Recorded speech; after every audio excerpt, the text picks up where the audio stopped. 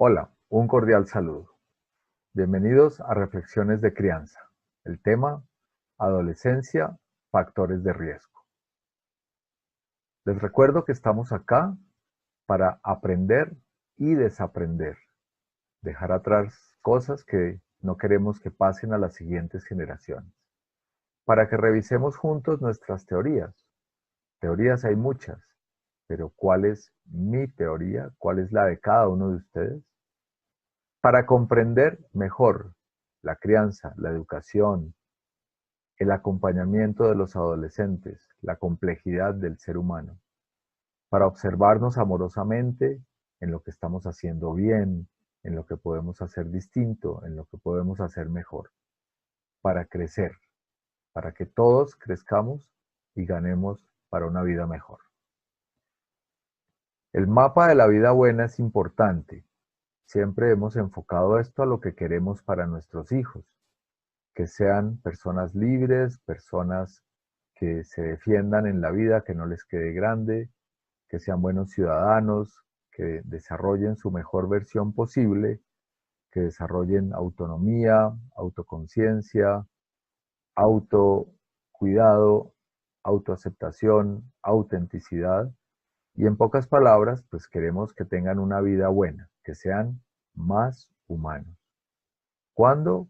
Ya, en presente continuo, no lo dejemos para después. Educar para la vida buena es crear condiciones. Somos jardineros que estamos creando las mejores causas o condiciones posibles para eso que queremos en presente continuo. Por eso educar es afectar positivamente una vida para siempre. Vimos en la conferencia anterior que la adolescencia es una etapa de 10 años de tensión, vulnerabilidad y transformación, en la cual el adolescente quiere libertad y el adulto quiere paz. O sea que son 10 años de tensiones, más o menos entre los 11 y los 21. Y que adolescencia viene de ad alescere, quiere decir el que está en etapa de crecimiento. No se escribe con C, que sería adolecer de algo negativo. Es SC, ad alescere. Y adultum es el que ya creció, es el participio pasado de ad alescere. Veíamos que hay 3 etapas en la adolescencia, la pubertad, la nuclear y la juvenil, y que tiene mucho que ver con la maduración del cerebro, sobre todo en esos 10 años, y la importancia de cuidar esa maduración ante los daños que se pueden generar del consumo de sustancias, del consumo de alcohol y cigarrillos. Hay que cuidar esta maduración. No se sabía antes como ahora. Por eso ya en muchos países las normas de consumo son a partir de las restricciones, son hasta los 21 años. Veíamos también que la adolescencia entonces es un viaje de la dependencia a la interdependencia, pasando por la independencia. La adultez está marcada por la autonomía, por la experiencia de saberse un ser social, un ser que no es el centro del universo, sino que está en relación con otros y que valida y se siente validado por la sociedad. Veíamos también que hay 6 crisis: una crisis de identidad, una crisis de autoridad, una crisis corporal y sexual, una crisis social, las crisis de mamá y de papá, los duelos y renuncias que tienen que hacer ante la niñez, y fuera de eso les toca estudiar y estudiar.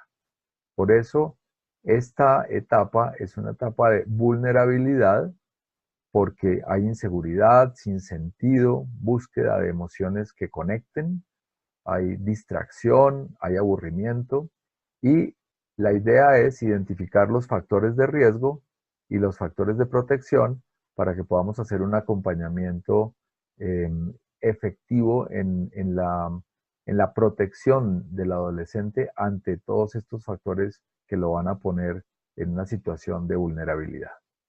Miremos hoy entonces los factores de riesgo. ¿Cuáles son esos factores que ponen al adolescente en peligro en medio de lo que está viviendo? Yo los he clasificado en 3 grupos. factores culturales que tienen que ver con el medio en el que están creciendo, factores personales que tienen que ver con lo que ellos están viviendo y factores vinculares en relación con la calidad del vínculo que hay entre ellos y ustedes, sus papás. Entre los factores culturales que tenemos, aspectos que ponen en riesgo al adolescente. Una cultura en donde el fin justifica los medios, como que lo que importa son los resultados y no se detiene a pensar en el proceso, y donde el inmediatismo, el facilismo y los atajos impulsan o llevan a actuar de alguna manera descuidada, impulsiva e irresponsable.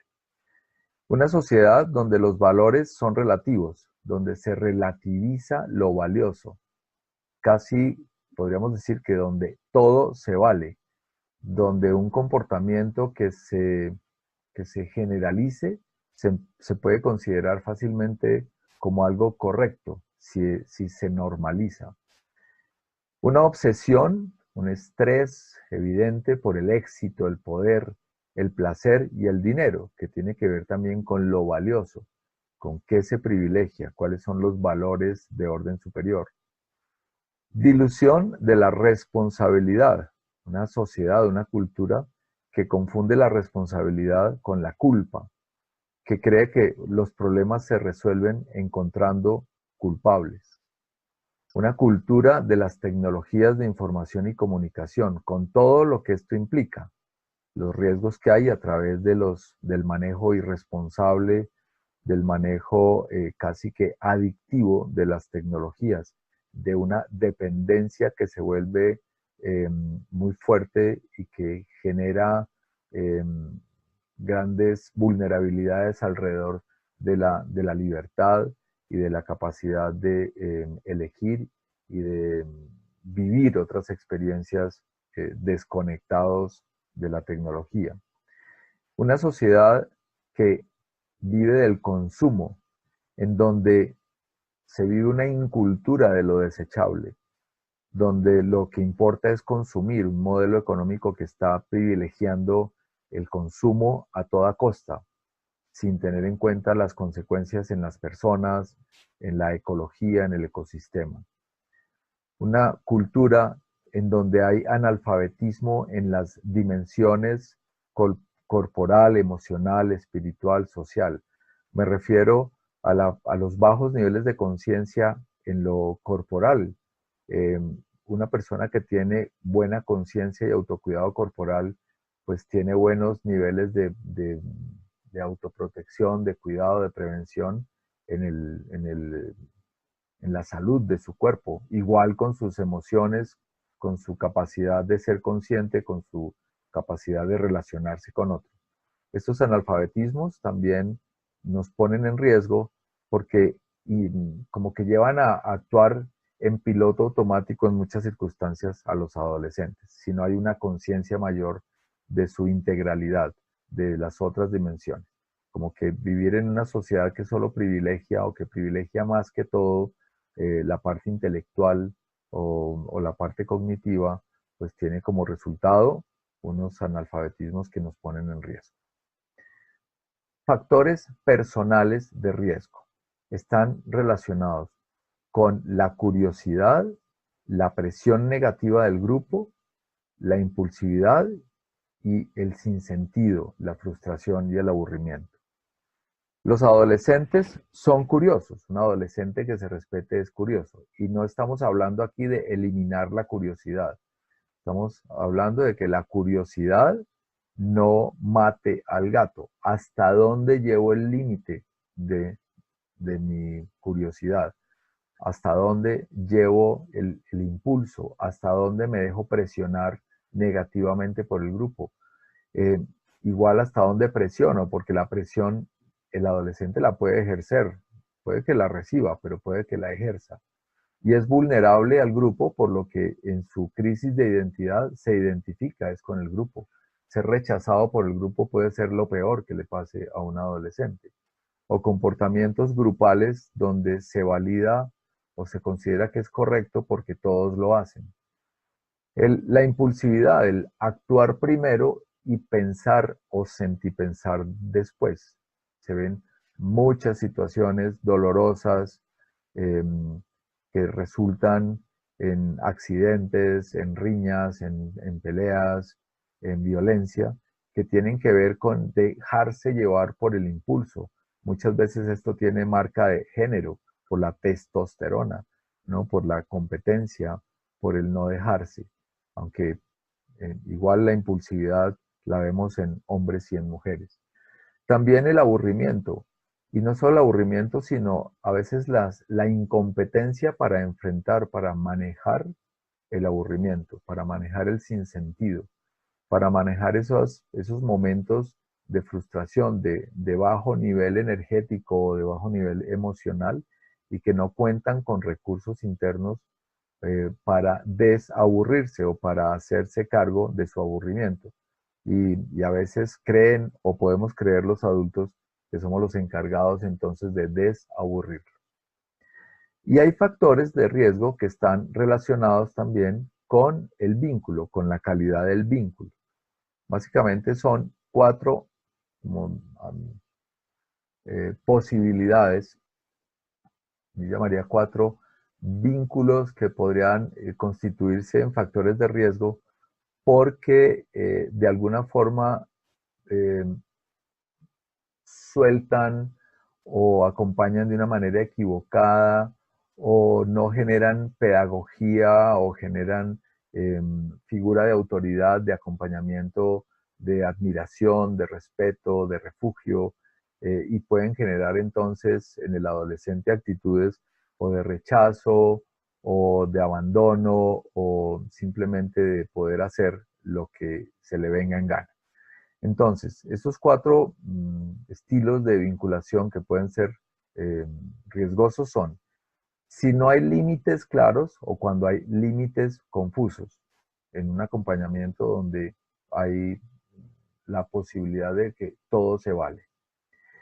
Podría ser un vínculo en donde es el niño, el adolescente, el que manda, y el papá o la mamá, el que lo acompaña, el que está sumiso. Veíamos cuando hablábamos de modelo de autoridad, ese estilo de acompañamiento en el que el yo pierdo como figura de autoridad, pero el niño gana, ¿no? Que es un vínculo en donde hay un tirano llamado hijo. También los vínculos que tienen que ver con mucha más fuerza que amabilidad, el autoritarismo, ¿no? El exceso de fuerza y la falta de delicadeza, la intimidación, el grito, la violencia, ¿no? El trato eh, que se aleja de las posibilidades del acercamiento más humano, firme, disciplinado, pero amable. Y el otro podría ser la indiferencia, el abandono, la ausencia ausente o la ausencia afectiva, cuando veíamos los términos, la autoridad en términos de presencias y ausencias. Entonces, la calidad del vínculo puede ser un factor de riesgo o un factor de protección, ¿no? En la medida en que el adolescente sienta respaldo, sienta refugio, sienta acompañamiento, aunque va a hacer todo lo posible por evitar que sus papás se den cuenta, pero él sí se está dando cuenta de cuál es esa calidad del acompañamiento, y para el adolescente es muy importante sentir un vínculo que de todas maneras haga presencia a través del límite, a través del llamado de atención, pero también a través de la confianza, de la posibilidad de ir eligiendo grados de libertad. Entonces ahí tenemos estos tres paquetes de factores de riesgo en los que podríamos ahondar muchísimo más, pero pues el tiempo no lo permite. De todas formas, aquí me parece muy importante en cuanto a la cultura que estamos viviendo, que tengamos en cuenta, muy en cuenta, que son muchos de estos aspectos, sobre todo los culturales y los personales, por ser internos del adolescente, no siempre tenemos posibilidad de ejercer control sobre ellos. Son variables no controlables. De ahí la importancia de conocer los factores de protección, porque habrá cosas que no podemos cambiar externamente. Entonces depende es del adolescente y de la actitud que asuma ante esto, ante este mundo, ante esta cultura, ante estos factores a los cuales estará expuesto en la medida en que vaya saliendo al mundo. Los factores de protección los voy a presentar acá y en la siguiente conferencia vamos a detallarlos. Son factores entonces que promueven la vida buena. Y básicamente son tres factores que tienen que ver con percibir el riesgo, con percibir influencias por parte de las normas y por percibir valores. Fíjense que la palabra que se repite ahí es percepción. Esto es muy importante. O sea que los factores de protección están íntimamente asociados con la capacidad que tiene el adolescente ya de darse cuenta. Pero si su capacidad de percepción está anestesiada, está distraída o está de alguna manera como desdibujada, llámese por estar distraído o por inocencia o por ignorancia o por consumo de sustancias o por estados alterados en lo emocional o en lo relacional o en lo hormonal, entonces está en riesgo. Es muy importante esto, porque a través de la percepción de estos factores de protección es que se puede construir unas condiciones favorables a que el adolescente decida, tome decisiones y acciones de una forma consciente y cuidadosa. O sea que es lo que en el fondo le va a generar esa posibilidad de oponerse, una fuerza interna que le va a facilitar el oponerse a todo esto que tiene una influencia externa, pero que en últimas tiene una poderosa influencia interna en él mismo y que entre más conciencia, más cuidado y más percepción de lo valioso tenga, pues mejor protegido estará. Bueno, ¿qué me llevo de esta reflexión de los factores de riesgo? Soy consciente de ellos, los conozco, los podría ahondar.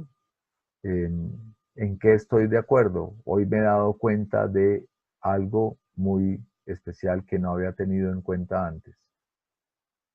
La reflexión es muy importante.